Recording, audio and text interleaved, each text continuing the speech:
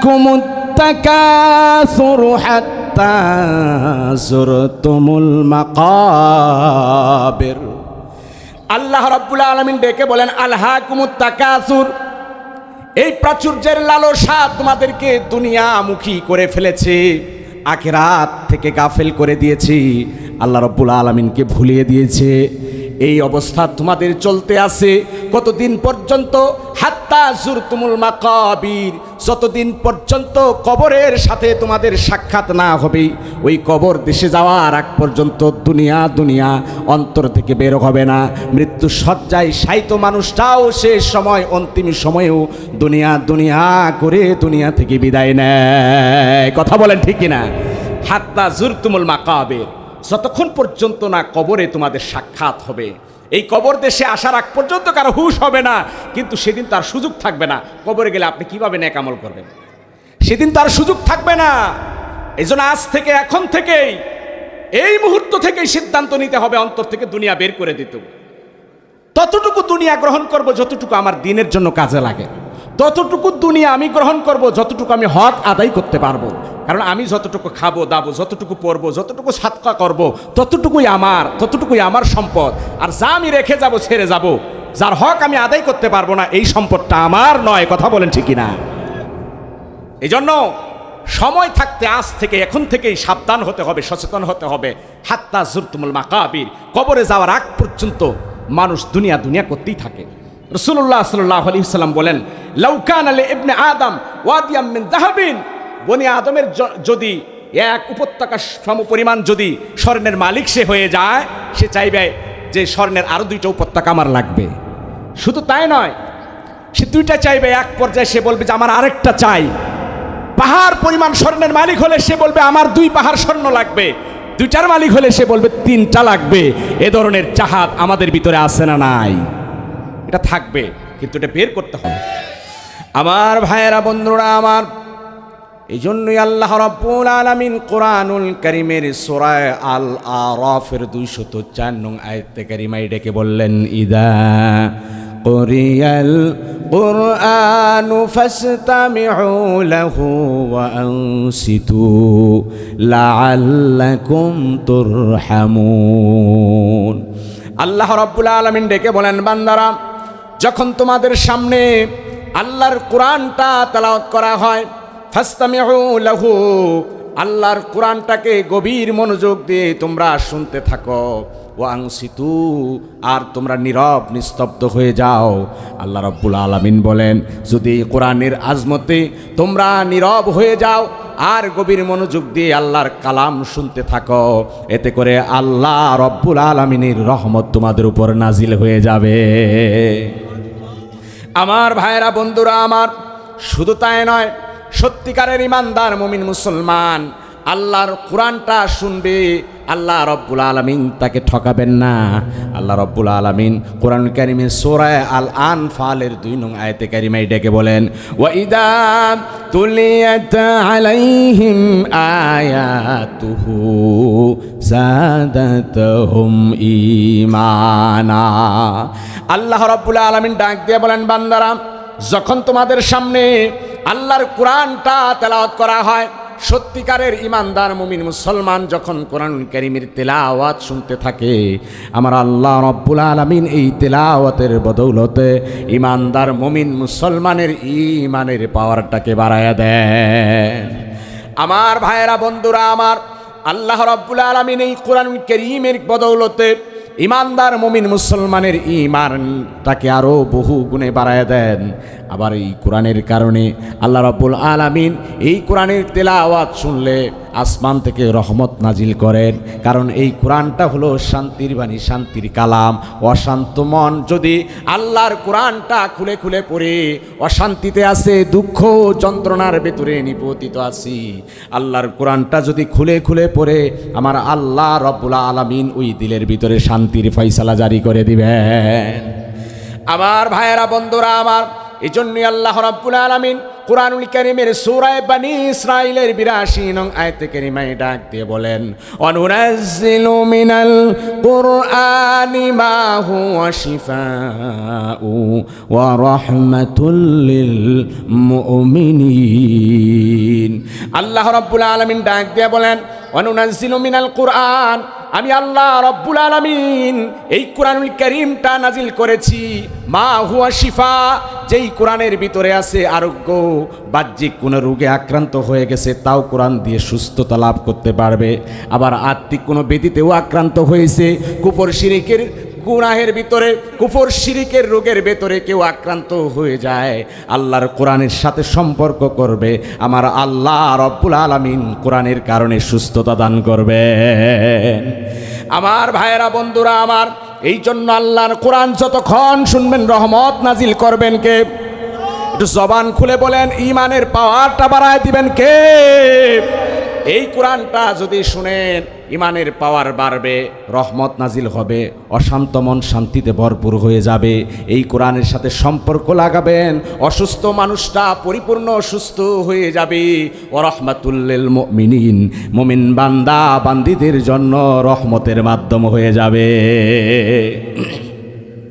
এই জন্য আমার ভাইয়েরা, বন্ধুরা আমার, এই কোরআন যতক্ষণ শুনবেন, এই কোরআনের সাথে সম্পর্ক করবেন, আমার আল্লাহ রব্বুল আলামিন এই কোরআনের বদৌলতে ঈমানের পাওয়ারটাকেও বাড়ায়া দিবে। আমার ভাইরা, এই জন্য আল্লাহর কোরআন আমরা যদি আমাদের ঘরে ঢুকাতে পারি, কোরআনের তেলাওয়াত যদি আমরা বেশি থেকে বেশি করতে পারি, আল্লাহ সুবহানাহু তাআলা এই কোরআনের নিসবতে আমাদের অশান্ত দিলকে আল্লাহ রব্বুল আলামিন শান্তির ফোয়ারা জারি করে দেবেন বলি সুবহানাল্লাহ। এজন্য কোরআনের কাছে ফিরে আসতে হবে। আমার ভাইরা, আমি আপনাদের মাঝে কোরআনুল কারীমের ১১৪টা সূরার ভিতর থেকে ১০২ নং সূরাটি আপনাদের মাঝে আমি তেলাওয়াত করেছি। রাসূলুল্লাহ সাল্লাল্লাহু আলাইহি ওয়াসাল্লামের মুখনিসৃত অসংখ্য গণিত হাদিস থেকে ছোট্ট একটা হাদিস আপনাদের মাঝে পাঠ করেছি। এই আয়াত, এই সূরার এই আয়াতগুলো এবং রাসূল সাল্লাল্লাহু আলাইহি ওয়াসাল্লামের মুখনিসৃত হাদিসকে সামনে রেখেই যথাসময়ে আমার আলোচনা ইতি টানার চেষ্টা করব। আল্লাহ রাব্বুল আলামিন তৌফিক দান করুন, সকলে বলে আমিন। কোরআনুল কারীমে মোট সূরা কয়টি? ১১৪টা সূরা। এই ১১৪টা সূরার ভিতর থেকে ১০২ নম্বর সূরা, সূরা আত-তাকাসুর। সূরাটির নাম কি? সূরা আত-তাকাসুর। এই সূরার ভেতরে আয়াত সংখ্যা আছে ৮টি। আয়াত সংখ্যা কয়টি? ৮টি। কোরআন কারীমের এই ছোট্ট সূরা, এই ৮ আয়াত বিশিষ্ট এই আয়াতগুলোতে যদি আমরা ওয়ার্ড বাই ওয়ার্ড, শব্দ শব্দ যদি আমরা গণনা করি, এখানে মোট শব্দ রয়েছে ২৮টি। কয়টা শব্দ রয়েছে? ২৮টি শব্দ, ওয়ার্ড আছে। যেমন আলহাকুমুত তাকাসুর, আলহা এখানে একটা ওয়ার্ড, কুম একটা ওয়ার্ড, একটা শব্দ। এভাবে এখানে যে শব্দগুলো রয়েছে ২৮টি শব্দ এখানে রয়েছে। আর যদি একটা একটা করে হরফ যদি আমরা গণনা করি, বর্ণ যদি আমরা গুনি, আলহাকুমুত তাকাসুর, হামজাকে একটা ধরি, তারপরে লাম ধরি, হা আমরা একটা অক্ষর ধরি, কাফ মিম, এভাবে যদি হরফকে আমরা গণনা করি, তো সূরা তাকাসুরের এখানে ১২২টি হরফ রয়েছে। কোরআনুল কারীমের এই ছোট্ট সূরা যদি আমি পাঠ করি, তেলাওয়াত করি, তাহলে যেন আমি কোরআনুল কারীমের ১২২টি হরফ তেলাওয়াত করলাম। কথা বলেন ঠিক না? কোরআনুল কারীমের এই সূরা তাকাসুর, এটি মানব জীবনে অত্যন্ত গুরুত্বপূর্ণ একটি সূরা। একজন মুসলিম ব্যক্তি যদি নিজের জীবনটাকে পরিবর্তন করতে চায়, কোরআনুল কারীমের এই ছোট্ট সূরাকে সামনে রেখে যদি জীবন পরিচালনা করতে পারে, সূরা আত-তাকাসুর যদি কোনো ব্যক্তি সামনে রেখে তার জীবনকে পরিচালনা করে, দুনিয়ার মোহ, দুনিয়ার সম্পদের প্রাচুর্যের মোহ আল্লাহ সুবহানাহু তাআলা তার অন্তর থেকে বের করে আখিরাতমুখী করে দিবেন বলে সুবহানাল্লাহ। সূরা আত-তাকাসুর, এই সূরাটি হচ্ছে মাক্কি সূরা। এই সূরাটি কি? মাক্কি সূরা। কোরআনুল কারীমের কিছু সূরা আছে মাক্কি, আবার কিছু সূরা আছে মাদানী। যেই সূরাগুলো রাসূলুল্লাহ সাল্লাল্লাহু আলাইহি ওয়াসাল্লাম মক্কায় থাকাকালীন নাজিল হয়েছে, কিংবা হিজরতের পূর্বে যেই সূরাগুলো নাজিল হয়েছে, সেই সূরাগুলোকে মাক্কি বলা হয়। মক্কায় অবস্থানরত অবস্থায় যেই সূরাগুলো।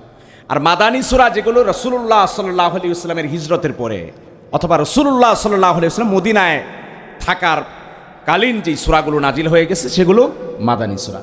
এবং মাক্কি এবং মাদানীর আরও অনেক ব্যাখ্যা আছে, আমি এখানে সংক্ষেপে মোটা দাগে এই কথাটি বললাম।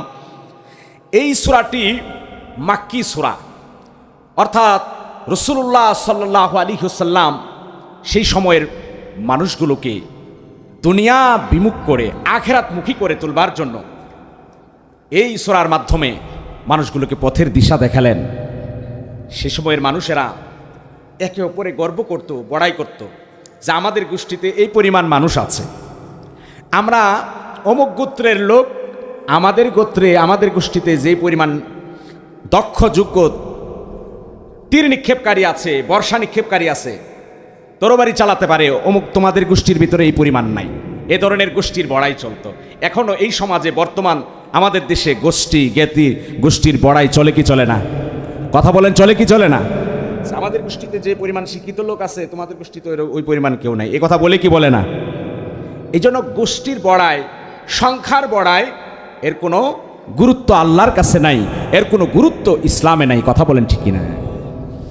আমার ভাইয়েরা, বন্ধুরা আমার, আল্লাহ রাব্বুল আলামিন কুরআনুল কারীমের সূরা আল হুজুরাতে ডাক দিয়ে বলেন, وَجَعَلْنَاكُمْ شُعُوبًا وَقَبَائِلَ لِتَعَارَفُوا। আল্লাহ রাব্বুল আলামিন ডাক দিয়ে বলেন, মানুষেরা, وَجَعَلْنَا شُعُوبًا وَقَبَائِلَ, আমি আল্লাহ রাব্বুল আলামিন তোমাদেরকে বিভিন্ন জাতিতে, বিভিন্ন গোষ্ঠীতে বিভক্ত করে দিয়েছি। এক একজন এক একটা পরিচয় নিয়ে বেড়ে উঠেছি। কেউ হতে পারে এই সময়ে, বর্তমান সময়ে, কেউ চৌধুরী বংশের মানুষ, কেউ সরকার বংশের মানুষ, কেউ তালুকদার বংশের মানুষ, কেউ আকন্দ বংশের মানুষ, বিভিন্ন বংশের নাম হতে পারে। এই নামগুলো, বংশগুলো, গোত্র, উপগোত্র, এগুলো হলো লিতাআরাফু, মানুষের পারস্পরিক পরিচিতির জন্য আল্লাহ রাব্বুল আলামিন গোত্রে গোত্রে বিভক্ত করে দিয়েছেন। এই গোত্রের বড়াই, এক গোত্র আরেক গোত্রের উপর কোনো অহংকার করতে পারে না, বড়াই করতে পারে না। আল্লাহ রাব্বুল আলামিন ডাক দিয়ে বলেন, ইন্না আকরামাকুম ইনদাল্লাহি আতকাকুম। আল্লাহ রাব্বুল আলামিন ডাক দিয়ে বলেন, ইন্না আকরামাকুম, নিশ্চয়ই তোমাদের মাঝে সম্মানিত ওই ব্যক্তি হয়ে যেতে পারে আতকাকুম, তোমাদের ভেতরে যেই বেশি সবচেয়ে আল্লাহকে ভয় করে, যার অন্তরে আল্লাহ ভীতি যত বেশি আছে, আল্লাহ রাব্বুল আলামিন তাকেই সবচেয়ে বেশি সম্মান দান করেছে। এই জন্য সম্মানিত ব্যক্তি ওই ব্যক্তি যার ভিতরে আল্লাহর ভয় আছে। এই জন্য গোষ্ঠী, জ্ঞাতি গোষ্ঠীর কোনো বড়াই চলবে না। সম্মান, মর্যাদা আল্লাহ তাআলা যার ভিতরে যত তাকওয়া যত বেশি হবে, তার মর্যাদা আরো সমউঁচু হয়ে যাবে, বলি সুবহানাল্লাহ। সম্মান দেওয়ার মালিক কে? জবান খুলে বলেন, হায়াতের মালিক কে? আরো জোরে বলতে হবে, মৌতের মালিক কে? রিজিক দেওয়ার মালিক কে? ওই আল্লাহর গোলামি করা দরকার আছে না নাই? ওই আল্লাহর হুকুম মানতে হবে। আল্লাহর ভয় যদি অন্তরে জাগ্রত করতে পারেন, তাহলে আপনার সম্মান বেড়ে যাবে, সম্মান বাড়বে। আল্লাহর ভয় যদি থাকে, জমিনে আপনার সম্মান বাড়বে। আল্লাহর ভয় যদি থাকে, আরশে আজিমে আপনার মর্যাদা বেড়ে যাবে। কথা বলেন ঠিক কিনা? এই জন্য দুনিয়ার কাউকে ভয় করা যাবে? কথা বলেন, কোনো মাখলুককে ভয় করা যাবে? কোনো মানুষকে ভয় করা যাবে? ভয় করব কাকে? একমাত্র আল্লাহকে ভয় করে যারা ন্যায়ের পথে থাকবে, ইনসাফের পথে থাকবে, এই কারণে হয়তো তার উপর জেল জুলুম হতে পারে, ইনসাফের পথে থাকার কারণে প্রকাশ্যে দিবালোকে গুলি ছুটতে পারে, কিন্তু তার মর্যাদা আল্লাহর দরবারে বহু গুণে বেড়ে যায়। কথা বলেন ঠিক কিনা? আমার ভাইয়েরা, ন্যায়ের পথে যারা থাকবে, ইনসাফের পথে যারা থাকবে, তারা কখনো কোনো গুলি, কোনো জেল জুলুম, কোনো মানুষের রক্ত চক্ষুকে ভয় পায় না। তারা ইনসাফের পথে থাকতে চায়, ন্যায়ের পথে থাকতে চায়। যারা দেশপ্রেমে নিজেকে উজ্জীবিত করে দেয়, সত্যিকারের দেশপ্রেম যাদের বুকে আছে, তারা মৃত্যুকে আলিঙ্গন করে তবুও দিল থেকে দেশপ্রেমকে দূরীভূত করতে পারে না, পারে না। কথা বলেন ঠিক কিনা? স্যার, জ্বলন্ত প্রমাণ আমাদের উসমান হাদি দেখিয়ে দিল যে রাজকীয় বিদায়ের মাধ্যমে সংসদ প্লাজার সামনে আশেপাশে যে জানাজা সংগঠিত হলো, সারা বিশ্ব দেখেছে, সারা বাংলাদেশের মানুষ চোখের পানি ছেড়ে কেঁদেছে। এমন জীবন সে গঠন করেছিল। মাত্র অল্প সময় হায়াত পেয়েছে। এই সংক্ষিপ্ত জীবনের পরিসরে সে মানুষের হৃদয়ের জায়গা করে নিয়েছে একমাত্র নির্ভীকতার কারণে, আল্লাহর উপর তাওয়াক্কুল করার কারণে। কথা বলেন ঠিক কিনা? এই জন্য আল্লাহর ভয় অন্তরে যার আছে, যার দিলে আল্লাহর ভয় আছে, সে কোনো পরাশক্তিকে ভয় করে না, সে আল্লাহকেই ভয় করে, কারো রক্তচক্ষুকে ভয় করে না। আল্লাহর ভয় যার দিলে থাকবে, জমিনে মর্যাদা বেড়ে যাবে, আসমানে তার মর্যাদা বেড়ে যাবে। কথা বলেন ঠিক কিনা? আমার ভাইয়েরা, বন্ধুরা আমার, এই জন্য জাহিলি যুগে আরবরা গোত্রের বড়াই করত, একে অপরে গোত্রের সংখ্যা নিয়ে, তাদের দক্ষতা যোগ্যতা নিয়ে বড়াই করত। সেই সময় এই বড়াইকে এতটাই ব্যস্ত হয়ে যেত, তাদের মৃত মানুষগুলোকে নিয়ে তারা তাদের বীরত্ব গাথা আলোচনা করত। আবার কখনো বসে বসে তাদের জীবিত মানুষগুলো নিয়ে তাদের বীরত্ব গাথা আলোচনা করত। কার কতটুকু সক্ষমতা আছে, এই দুনিয়াদারি সব কিছু নিয়ে যখন ব্যস্ত হয়ে গেল, আল্লাহ রব্বুল আলামিন তাদেরকে সতর্ক করলেন, ডাক দিয়ে বলেন, এই প্রাচুর্য, এই সম্পদ, এই দুনিয়ার মোহে পড়ে তোমরা আখিরাতকেই ভুলে গিয়েছো। আখিরাতের বাড়ি হলো আসল বাড়ি। এই দুনিয়ার বড়াই, প্রাচুর্যের মায়া, প্রাচুর্যের লালসা তোমাদের কোনো কাজে আসবে না।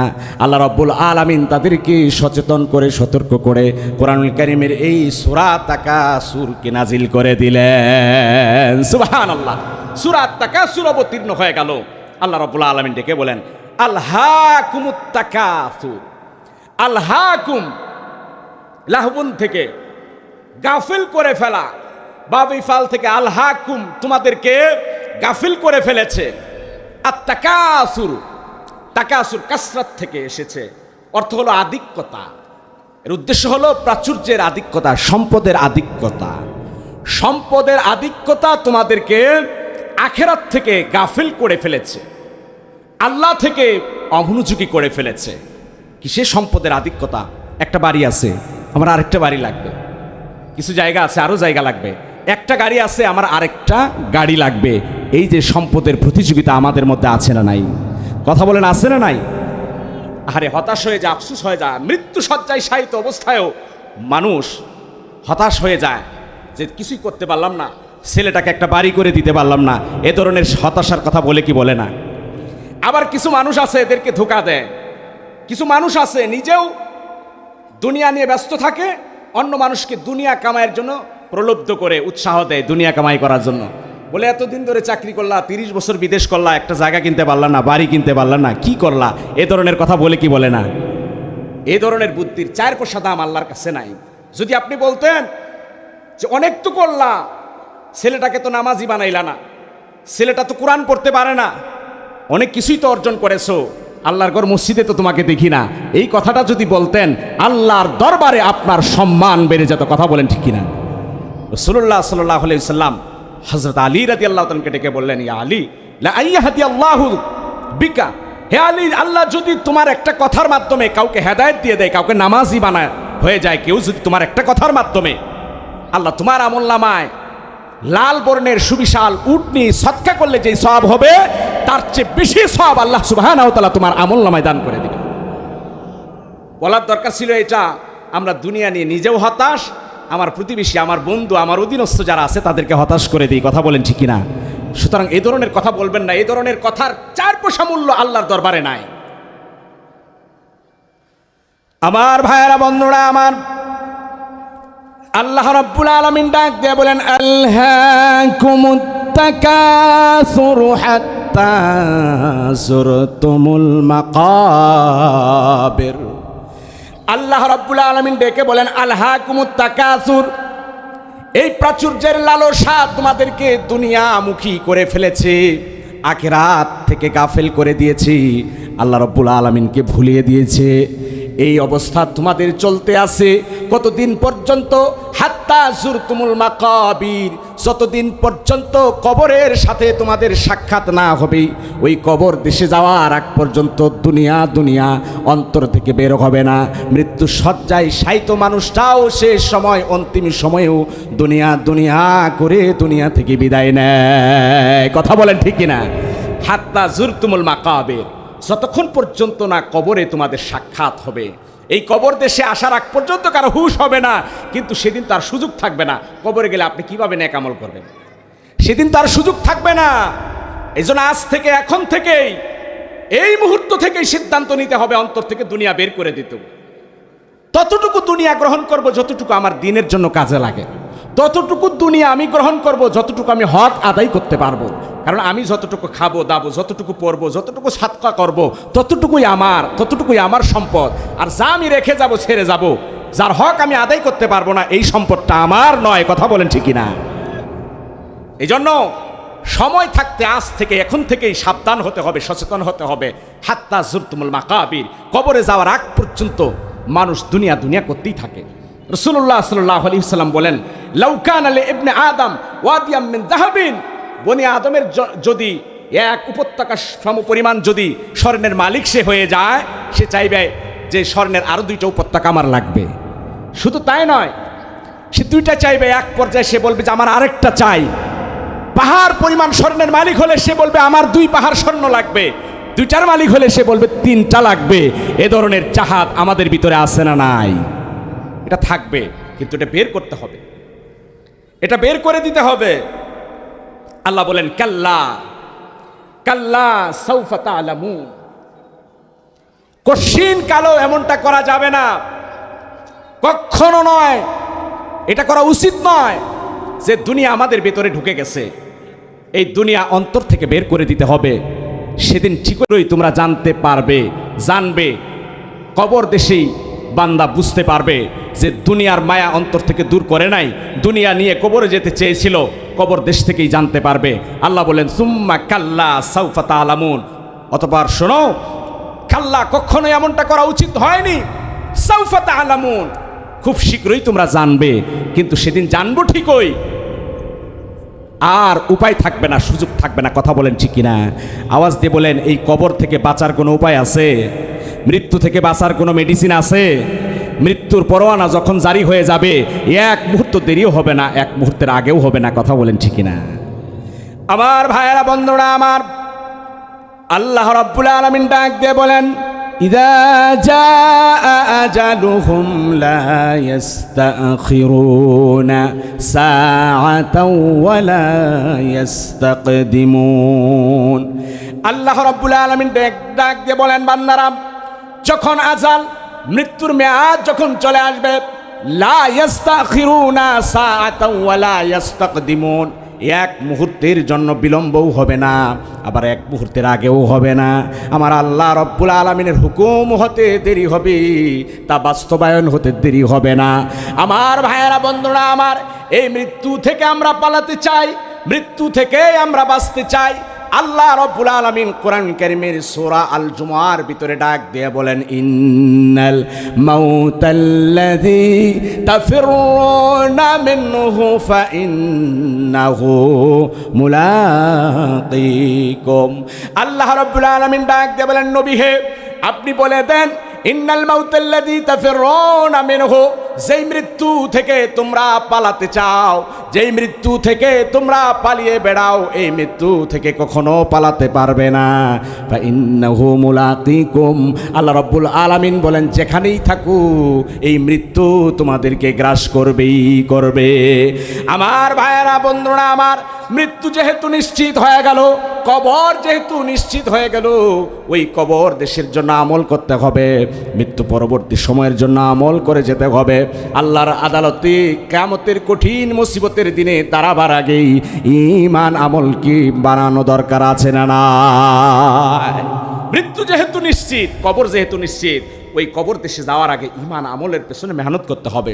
আর এই কবর প্রতিদিন ডেকে ডেকে বলে, আনা বাইতুল ওহদা, আমি একাকিত্বের ঘর, আনা বাইতুল যুলমা, আমি অন্ধকারের ঘর, আনা বাইতুল দুদ, আমি সাপ পোকামাকুড়ের ঘর। ওই অন্ধকার ঘর, ওই কবরে আসার আগে ঈমান আমলকে বানায় যেতে হবে। আমার ভাইয়েরা, বন্ধুরা আমার, এই জন্যই আল্লাহ রাব্বুল আলামিন ডাক দিয়ে বলেন, লা তারাবুন্নাল জাহিম। আল্লাহ রাব্বুল আলামিন ডাক দিয়ে বলেন, তোমরা অবশ্যই অবশ্যই জাহান্নাম দেখবে, জাহান্নামের কঠিন আযাব তোমরা দেখতে থাকবে। আমার বন্ধুরা, কাল কিয়ামতের ময়দানে আল্লাহর তৈরি জাহান্নামের আযাব যেদিন দেখব, ওই জাহান্নাম দেখব, ওই আযাব দেখি আর দুনিয়াতে ফিরে আসার সুযোগ থাকবে না, নেক কাজ করার সুযোগ আর সেদিন থাকবে না। আমার ভাইয়েরা, বন্ধুরা আমার, জান্নাতীরা জান্নাতে চলে যাবে, আর জাহান্নামী যারা হবে জাহান্নামে, এই জাহান্নামের কঠিন উত্তপ্ত আগুনের ভেতরে থেকে জাহান্নামীরা বড় কষ্টে জীবন যাপন করবে, ক্ষুধার যন্ত্রণায় কাতর হয়ে যাবে, পিপাসায় ছটফট শুরু হয়ে যাবে। আমার ভাইয়েরা, বন্ধুরা আমার, জাহান্নামীরা সেই দিন জান্নাতবাসীদেরকে ডাকবে। আল্লাহ রাব্বুল আলামিন সেই কথাগুলো কোরআন কারীমের সূরা আল আরাফের 50 নং আয়াতে কারিমায় কোট করলেন। আল্লাহ রাব্বুল আলামিন ডাক দিয়ে বলেন, ওয়ানাদা আসহাবুন নারি আসহাবাল জান্নাহ। সেই দিন কিয়ামতের কঠিন মুসিবতের দিনে জাহান্নামবাসীরা জান্নাতে থাকা তার ভাইকে ডাকবে। একই মায়ের পেটের দুই ভাই, এক ভাই নামাজ আদায় করেছে, এক ভাই আল্লাহর পথে চলেছে জান্নাতি, আর এক ভাই আল্লাহর নাফরমানি করে জাহান্নামবাসী হয়ে গেছি। ওই জাহান্নামের ভেতরে থেকে জান্নাতিকে দেখে ডাক দিতে থাকবে, বলতে থাকবে।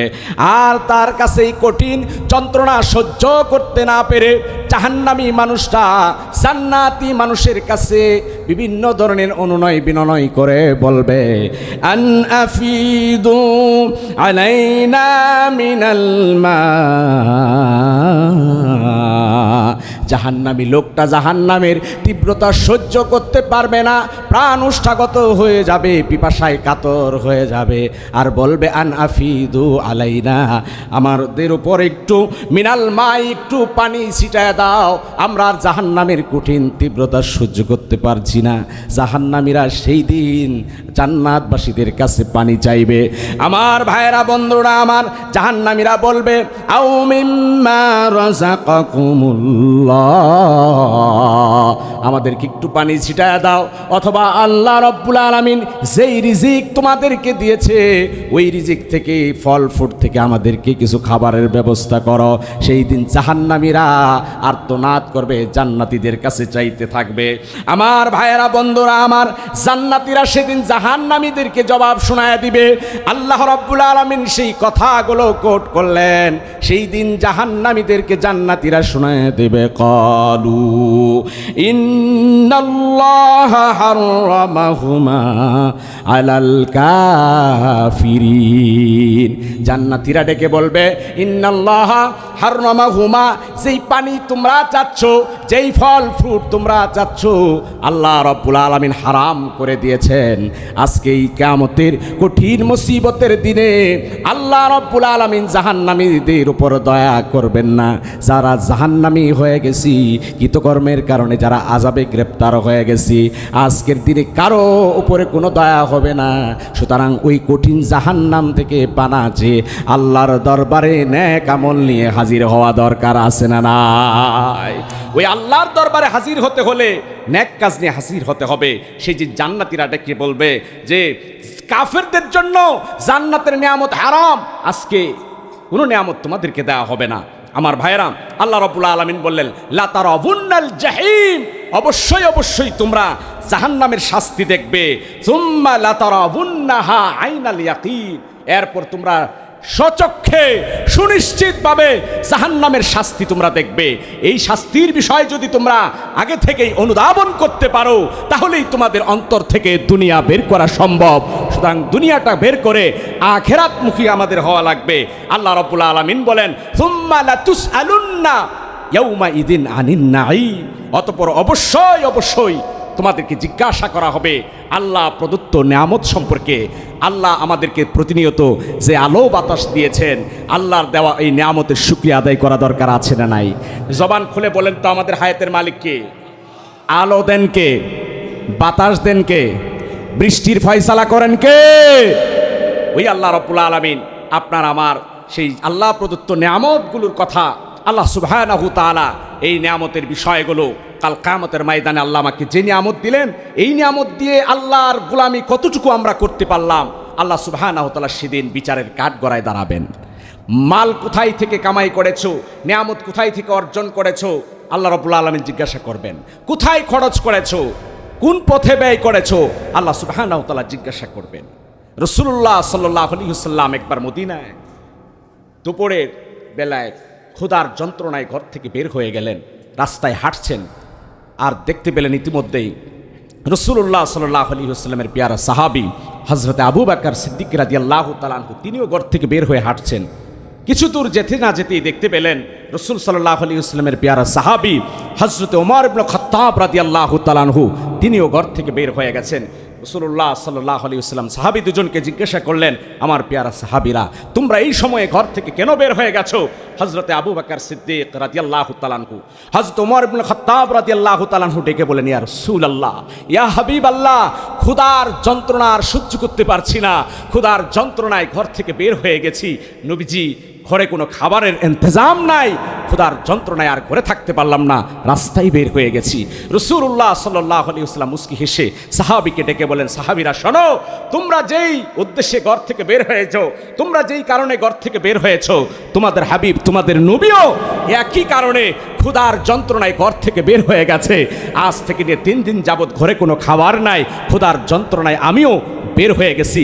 রাসূলুল্লাহ সাল্লাল্লাহু আলাইহি ওয়াসাল্লাম ক্ষুধার্ত, 2 সাহাবী ক্ষুধার্ত।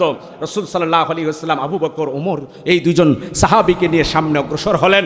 সাহাবী আবু আইয়ুব আনসারী রাদিয়াল্লাহু তাআলা আনহুর বাড়িতে গেলেন। আবু আইয়ুব আনসারী রাদিয়াল্লাহু তাআলা আনহুর বাড়িতে গিয়ে দেখতে পেলেন আবু আইয়ুব আনসারী রাদিয়াল্লাহু তাআলা বাড়িতে নাই।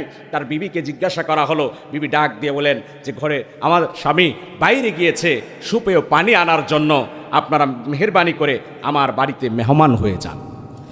আমার ভাইয়েরা, বন্ধুরা আমার, সাহাবী হযরত আবু আইয়ুব আনসারী রাদিয়াল্লাহু তাআলা আনহু সংবাদ পেয়ে পানি নিয়ে দৌড়ে চলে এলেন। বিশ্ব নবী সাল্লাল্লাহু আলাইহি ওয়াসাল্লাম ঘরে এসেছে। আবু বকর, ওমর রাদিয়াল্লাহু তাআলা আনহুমার মতো জলিলুল কদর সাহাবী আইয়ুব আনসারীর ঘরে এসেছে। আমার ভাইয়েরা, বন্ধুরা আমার, আল্লাহর নবীর পেয়ারা সাহাবী হযরত আবু আইয়ুব আনসারী রাদিয়াল্লাহু তাআলা আনহু খাবারের ইন্তজাম করলেন। খেজুর, কাঁচা পাকা খেজুরের ব্যবস্থা করলেন। বাগানে থাকা বাগান থেকে কাঁদি কাঁদি খেজুর নিয়ে হাজির হয়ে গেলেন।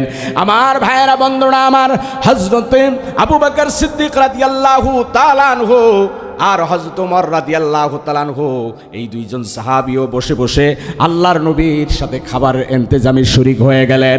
আমার ভাইয়েরা, বন্ধুরা আমার, জনাবে মুহাম্মদ রাসূলুল্লাহ সাল্লাল্লাহু আলাইহি ওয়াসাল্লাম মুস্কি হেসে ডাক দিয়ে বলেন, আবু বকর, যেই ক্ষুধার যন্ত্রণায় ছটফট করতেছিলা, আমি নবীও ক্ষুধার যন্ত্রণায় ছটফট করেছিলাম। আল্লাহ রাব্বুল আলামিন তার গোলাম, তার বান্দা আবু আইয়ুব আনসারীর মাধ্যমে আমাদের রিজিকের ফয়সালা করেছে। আমার ভাইয়েরা, বন্ধুরা আমার, যখন 3জন বসে সাহাবী আবু আইয়ুব আনসারী রাদিয়াল্লাহু তাআলা আনহুর বাড়িতে খানা পিনা শেষ করলেন, আল্লাহর নবী, রহমতের নবী হযরত আবু বকর সিদ্দিক রাদিয়াল্লাহু তাআলা আনহুকে ডেকে জিজ্ঞাসা করলেন, ডেকে বললেন, ওগো আবু বকর, ওগো ওমর, শোনো, আমরা যেই ক্ষুধার্ত ছিলাম এতক্ষণ যাবৎ আমাদের ঘরে খাবার ছিল না, পেটে কোনো খাবার ছিল না, দানা পানি দেওয়ার মতো কিছু ছিল না। সেই মালিক আল্লাহ রাব্বুল আলামিন আমাদের প্রয়োজন পূরণের জন্য ব্যবস্থা করেছেন, কিন্তু আমরা নিজেদের প্রয়োজনের জন্যই খাবার গ্রহণ করেছি, কোনো বিলাসিতাও করি নাই। কিন্তু কাল কিয়ামতের ময়দানে আল্লাহ রাব্বুল আলামিন এই নিয়ামত সম্পর্কেও জিজ্ঞাসা করবেন। আল্লাহু আকবার। আবু বকর, ওমর, আমাদের প্রয়োজনেই তো আমরা খেলাম, বিলাসিতা তো করি নাই, ক্ষুধার যন্ত্রণায় ছটফট করছিলাম, আর এই অবস্থায় খাবার আমরা খেয়েছি, এটার সম্পর্কেও কাল কিয়ামতের ময়দানে জিজ্ঞাসা করা হবে। সুম্মা লা তুসআলুন্না ইয়াউমা ইদিন আনিন নাঈম। অতঃপর কিয়ামতের কঠিন মুসিবতের দিনে আল্লাহর দেওয়া নিয়ামত সম্পর্কে জিজ্ঞাসা করা হবে। তাহলে আল্লাহর দেওয়া নিয়ামত, জান মাল, এগুলো আল্লাহর পথে খরচ করা দরকার আছে না নাই? জবান খুলে বলেন, আছে না নাই? কারা কারা আল্লাহর পথে জান মাল খরচ করতে চান? দুটি হাত তুলে দেখান। লিল্লাহে তাকবীর। আল কোরআনের আলো, আল হাদিসের আলো, কোরআন আছে যেখানে, লিল্লাহে তাকবীর। আমার ভাইরা, আপনার আমার এই গোকুলনগর বাইতুল আখির কবরস্থান, এই কবর সহ যে কোনো পৃথিবীর যে কোনো কবরে যেখানেই থাকি না কেন, কোথায় আল্লাহ তাআলা আপনার আমার মৃত্যু লিখে রেখেছেন, ওই কবর দেশে যাওয়া লাগবে। ওই কবর দেশে যাওয়ার আগে ঈমান আমল নিয়ে যাওয়া দরকার আছে না নাই? জবান খুলে বলেন আছে না নাই? রাসূলুল্লাহ সাল্লাল্লাহু আলাইহি ওয়াসাল্লাম বলেন ইত্তাকুন নারা ওয়ালাউ বিশিক্কি তামারাতিন, তোমরা জাহান্নামের আগুন থেকে নিজেরা বাঁচো এবং প্রতিবেশীদেরকে বাঁচাও। তোমার অধীনস্থ যারা আছে জাহান্নামের আগুন থেকে বাঁচাও। ওই আগুন থেকে বাঁচতে হইলে এক সিলকা খেজুরও যদি আল্লাহ রাস্তায় খরচ করতে হয়, সেটা দিয়ে হলেও আল্লাহর পথে তোমরা সাদাকার মাধ্যমে জাহান্নামের কঠিন আযাব থেকে বাঁচো। এজন্য আল্লাহর দেওয়া নিয়ামত আমরা যদি আল্লাহর রাহে, আল্লাহর ঘর মসজিদের জন্য এবং এই কবরস্থান সহ আরও নেক কাজের জন্য আমাদের মাল থেকে যদি আমরা খরচ করি, আল্লাহ সুবহানাহু ওয়া তাআলা জাযা বদলা দিতে পারেন কি পারেন না? আলহামদুলিল্লাহ, ইতিমধ্যে আমাদের অতিথি সহ যারা সাথে এসেছিলেন প্রত্যেকেই যার যা সাধ্য অনুযায়ী বিশেষ দান অনুদান দিয়েছেন। আমরা প্রাণ ভরে দোয়া করি আল্লাহ সুবহানাহু তাআলা এই দান অনুদানগুলো কবুল আর মঞ্জুর করুন, সকলে বলে আমিন। আমরা তার সুললিত কণ্ঠে আমরা তার আলোচনা শুনবো। এই জন্য আমরা এদিকে সেদিকে যারা ঘোরাফেরা করছি, যারা এদিক সেদিক বসে আছি, মেহেরবানি করে এই মাহফিলে এসে সমবেত হব। আল্লাহ আমাদের তৌফিক দান করে, সকলে বলে আমিন। রাসূল সাল্লাল্লাহু আলাইহি ওয়াসাল্লাম হাদিসের শেষ অংশের অনুবাদ বলেই শেষ করে দিচ্ছি মাত্র 30 সেকেন্ডে। আল্লাহ রাসূল বলেন, বুদ্ধিমান ওই ব্যক্তি যে নিজেকে আল্লাহর কাছে সঁপে দিল, মৃত্যু পরবর্তী সময়ের জন্য আমল করে গেল। আর নির্বোধ ওই ব্যক্তি যে ব্যক্তি আমল করে না, আল্লাহর কাছে অনেক বড় বড় আশা করে বসে থাকে। আল্লাহ রাব্বুল আলামিন আমাদেরকে বেশি থেকে বেশি নেক আমল করবার তৌফিক দান করুন, সকলে বলে আমিন। আমার ভাইরা, আমি যে